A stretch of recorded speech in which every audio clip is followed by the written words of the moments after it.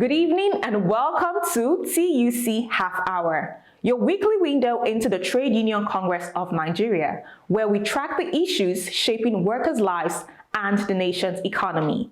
I am your host, Judith Trust. On today's episode, we turn our focus to the Nigerian oil and gas industry, where the Petroleum and Natural Gas Senior Staff Association of Nigeria, PENGASSAN, has once again raised critical concerns from insecurity to fuel price regulation and the need for refinery reform at the just concluded PENGASSAN World Press Conference held in Abuja. But before we bring you that report, here's your chance to win 5,000 Naira this week on TUC Half Hour. Each week, we'll drop a trivia question about the Trade Union Congress, its history, affiliates, or labor activities, and one lucky winner takes the prize. Here is how to enter. Step 1, follow us on all our social media platforms displayed on your screen. Step 2, comment the correct answer. And step 3, get your friends and family to like your comment. The correct answer with the most likes wins 5,000 Naira. Please note that only followers are eligible to win. Now for this week's trivia question. In what year was the Trade Union Congress, TUC, of Nigeria formally registered as a central labor organization? If you think you know the answer, follow, comment, and start collecting likes. TUC Half Hour continues after the break.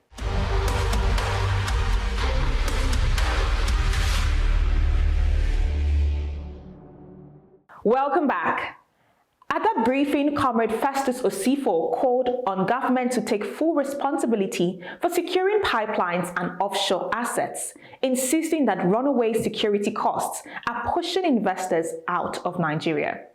He also challenged regulators to publish a transparent petrol pricing template, backed the LNG investment model for refineries, and confirmed progress on local content compliance at Sterling Oil.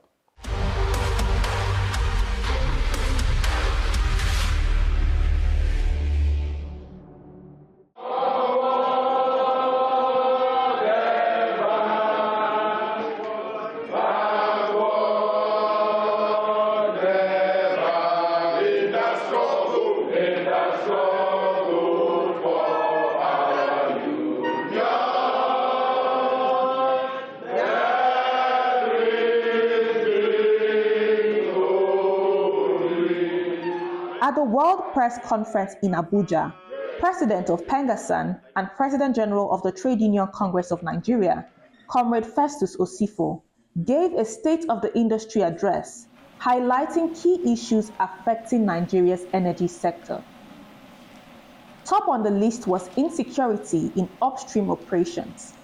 PENGASSAN emphasized that oil companies are bearing unsustainable security costs to protect assets on land and offshore.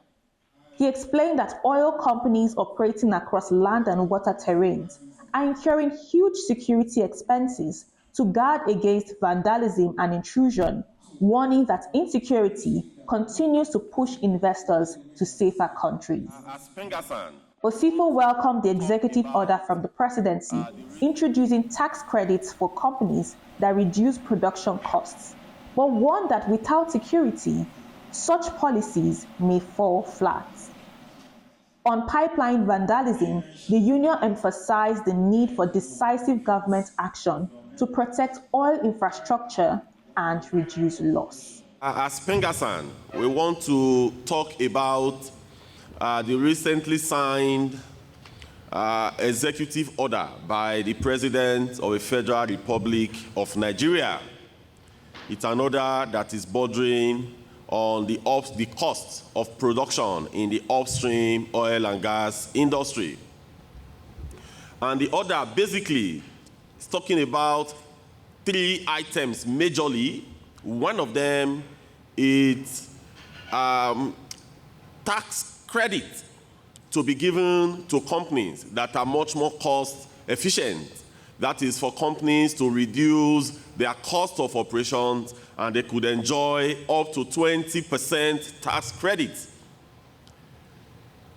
For us, that is quite commendable, that is quite good.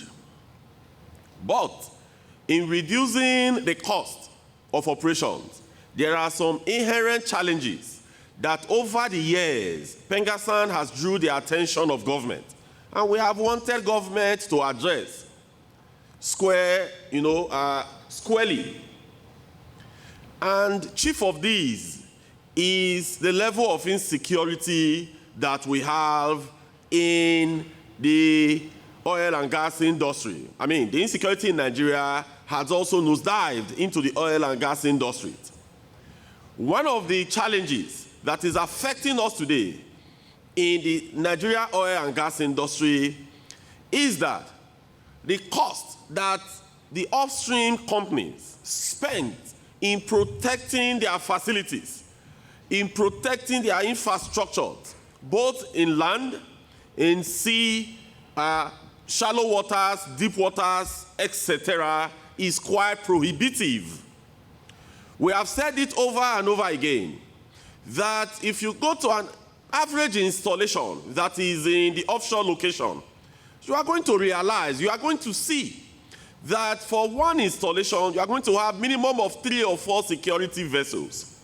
And these security vessels will be manned by naval personnel. These security vessels, you pay for them on a daily basis. You pay for the crew on a daily basis. You have to fuel them on a daily basis. They are standing by and trying as much as possible to ensure that there is no intruder into these facilities. Whereas in other countries, it is not like that. Whereas in other countries, even country that is just around the corner, Ghana, that just discovered crude few years ago, it is not like that. When you go there, you have the naval personnel patrols the waters.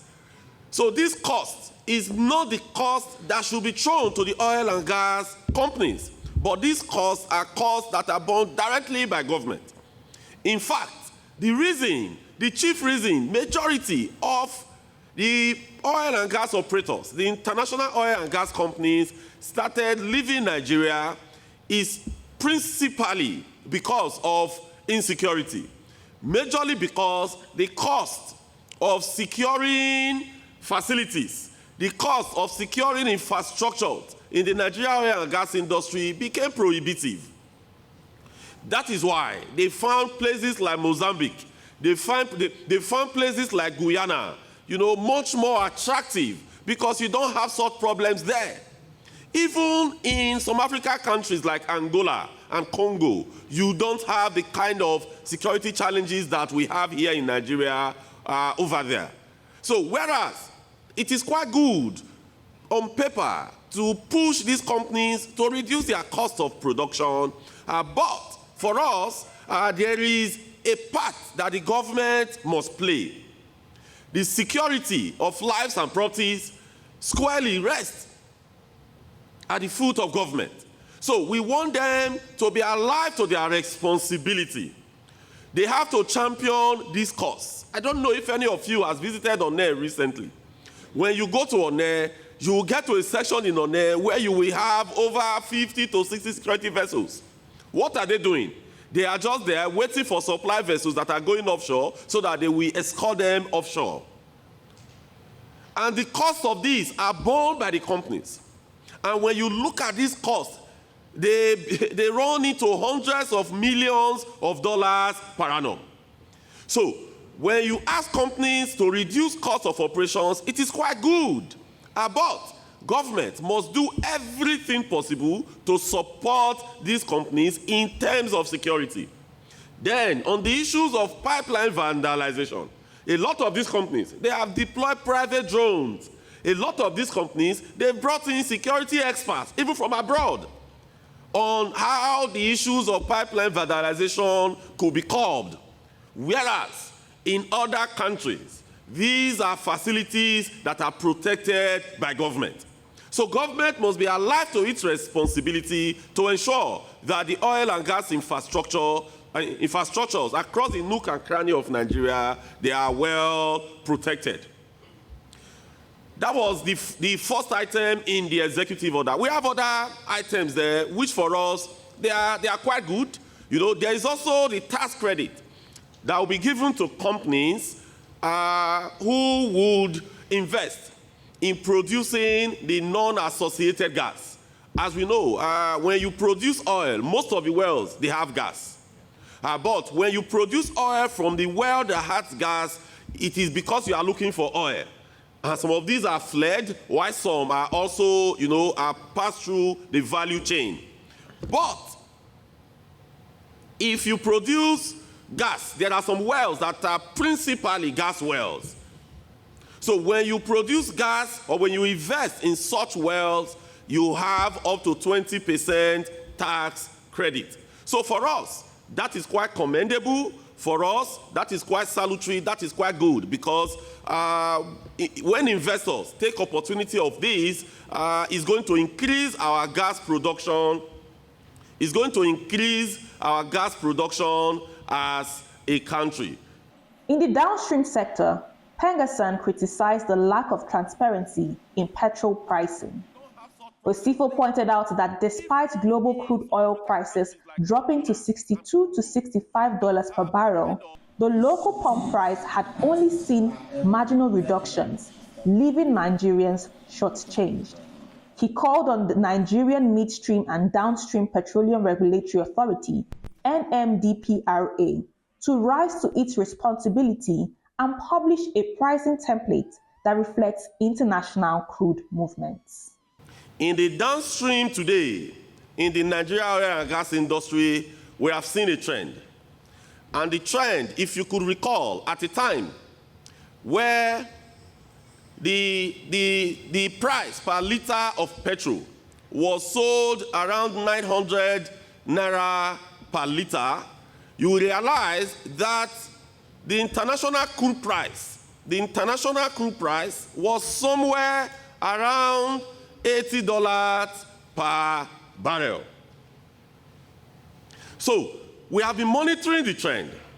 When the crude price reduced to around $60 per barrel, we did not see commensurate reduction in the pump price. Because naturally, two things contribute principally to the price of PMS, for example, or the price of petroleum products. One is the crude price, and secondly is the exchange rate. So these are the two highest contributory factors. In fact, they contribute up to 80% of what the final price of PMS would be. So what that means is that when the crude price reduces, the PMS price ought to reduce, most especially when the FS rate has been relatively constant. So if crude price was somewhere around $80 per barrel, and we were having pump price at about 900 naira per liter or thereabout. Today, at a time, crude price hovered around $62 to $65 per barrel. But we only saw marginal reduction in the pump price. And if you do the calculation, you will realize that it is, Nigerians were exploited within that period. Because there's what we call plat. If you go online, you are going to see the cost, the plat cost per cubic meter of PMS. And when you convert that to liters and you bring it down to our naira, you are going to see that at a time when crude price was around $60 per barrel, we should be buying our PMS somewhere around 700 to 750 naira per barrel, per liter. That is how it should be when you do the calculation properly.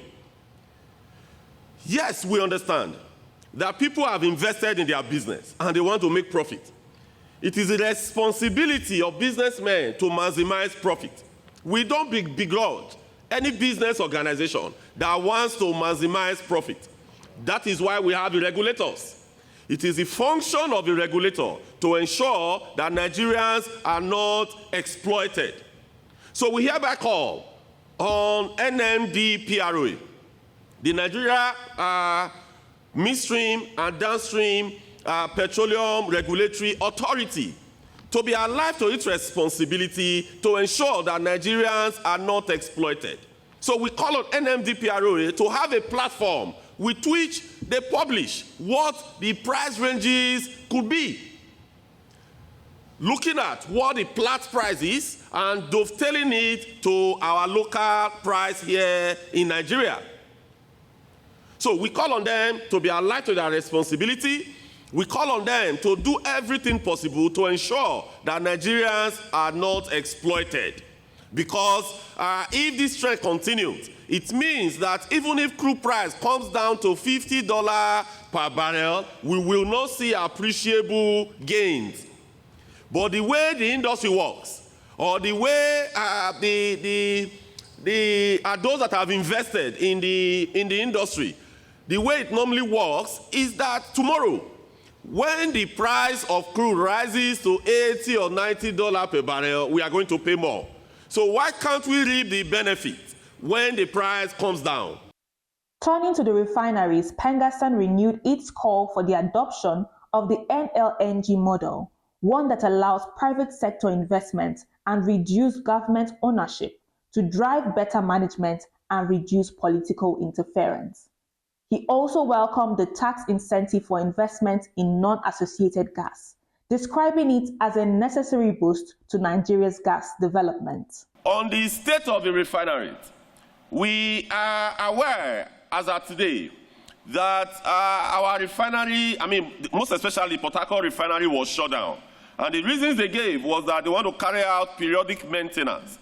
But also the fact that in those refineries today, as you have known, and as it's been reported widely, that the level of efficiency of those refineries are not optimal. So we are calling on government and the handlers of the refineries, the management of NNPC Limited, to look at the full scope of the refineries, to look at the operational model of the refineries, and to yield to the time-tested call that we have made in PENGASSAN, the call that we have made for over 15 years now. Our successive administrations in PENGASSAN has called on government at all levels, most especially because these are federation assets, to come together and ensure that our refineries are managed optimally. But we all know the politics that comes into issues like this. We all understand the Nigerian politics that comes in when it comes to national asset management. That is why the last 15 years or more, we have called that government should bring about the NLNG model in the management of the refineries, because that model has worked. A model where you have the international oil companies partnering with the NNPCL to be able to drive value in the NLNG. So why can't we bring about that same model, that similar model in the management of our refineries? The union revisited the long-resolved dispute with Sterling Oil, where the company was accused of flouting expatriate quotas. Osifo confirmed that the matter had since been addressed through a signed communique. The issues we had as PENGASSAN with Sterling Oil Company, as you all know. So we had issues regarding expatriate and expatriate inflows. So over time, we've had lots of engagement on this, brokered by the federal government of Nigeria, and we have been able to sign a communique with them. And this communique is going to ensure that more Nigerians are employed by Sterling, and that Nigerians are trained to take over the jobs of these expatriates that we have shouted about. Concluding the main session, Osifo acknowledged Nigeria's June 12 Democracy Day, saluting the resilience of citizens and urging government to honor key veterans who contributed to Nigeria's labor and democratic journey. As we listened to Mr. President delivering the Democracy Day address to the joint section of the National Assembly and going through the roll calls of the people that were vanguard of June 12th, that were vanguards to drive away the military back to barracks. We quite saw some names that we were quite happy about, because really, those names he mentioned, they were people that we could reckon with, that stood for what was right. We are quite happy as well that in the oil and gas industry, a posthumous award was given to Chief Frank Kokori, the former Secretary General of NUPENG. But we were a bit taken aback that some of the veterans in PENGASSAN, who were strong vanguards, who were vanguards and heroes of June 12th, they were missed from the list. And chief of them is the former president of PENGASSAN, Comrade Gani Owoduni.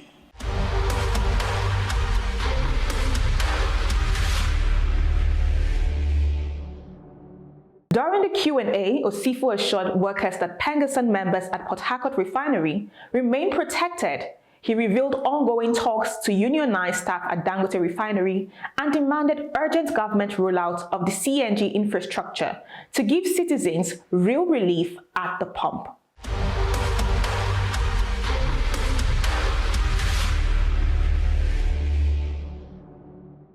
A question and answer segment provided pressmen the opportunity to seek clarifications on key issues raised during the briefing. First, the fate of PENGASSAN members at Port Harcourt Refinery.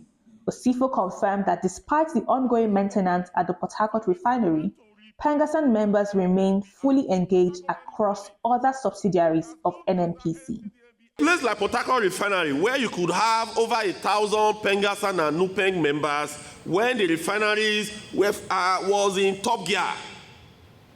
But just before the maintenance, we were having maybe somewhere around 300 members in Port Harcourt Refinery. When the maintenance was about to start, these employees, our members, some belongs to NUPENG as well, they were transferred to the other SBUs. So instead of you, because people retire every day, right? So instead of you to hire people from outside, you already have people that are experienced that you could give some level of training and you could move them to other assets or to other business units. So that was what was done. Next up were concerns about expatriate dominance in sterling oil. The agreement that we signed is that Sterling committed to obey the NCDMB Act. Because that is where you have how many expatriates are going to be in management, how many expatriates are going to be in middle management, how many are going to be the talakawas. So it was spelled out in the act. So the compliance that we were pushing for was that we have a law and that Sterling has to comply with the law. But they now said that due to the exigencies of their operations and due to the time it may take to train people to take over this, that is not something that they will just comply tomorrow. So that they will need time to train people that will come into these operations. Questions were also raised about the effect of geopolitical tensions like the Iran-Israel conflict on fuel prices. Yes, as we've said, prices, when prices moves up, crude oil price moves up. What happened? The price of PMS will also move, and vice versa. The availability of CNG was another hot topic that was raised. As PENGASSAN, we have been doing everything possible to push government to act in this area of CNG. In fact, the initial push that came on this CNG that government bought into it actually came from PENGASSAN, then later TUC NLC, keyed into it, and we pushed government very well. But the challenge that we have, if today you have 10,000 buses in Abuja, 10,000 buses in Abuja that are using CNG, where are you going to fuel them? So the challenge that we saw like a year ago was the CNG infrastructure. The government must deploy the CNG infrastructure across the nook and cranny of the country. For example, you are here in Abuja, you could fill your CNG bus, and you are now going to Lokoja. Between Abuja and Lokoja, what is going to happen? Although most of the buses and most of the vehicles, they use the dual system. You could switch to CNG, you could also come back to PMS. But for us to be able to reap the cheap prices that CNG offers. For us to be able to maximize the benefit of CNG, the CNG infrastructure, the gases, they must be available everywhere. It is until then that we will reap that benefit in total.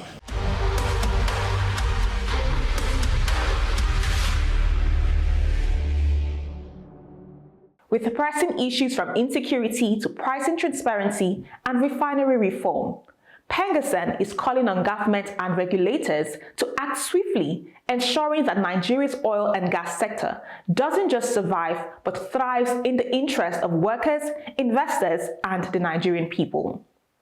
We have come to the end of today's episode, but before we sign off, a quick reminder of our trivia question. In what year was the TUC, Trade Union Congress of Nigeria, formally registered as a central labor organization? Drop your answer in the comments and don't forget to follow us. For more stories that champion the rights, struggles, and victories of Nigerian workers, follow TUC Half Hour across our social media platforms. Catch replays, exclusive interviews, and be the first to answer next week's trivia for another 5,000 naira. Until next time, keep raising your voice, stay informed, and keep building the future you want to see. I am Judith Trust. God bless Nigerian workers.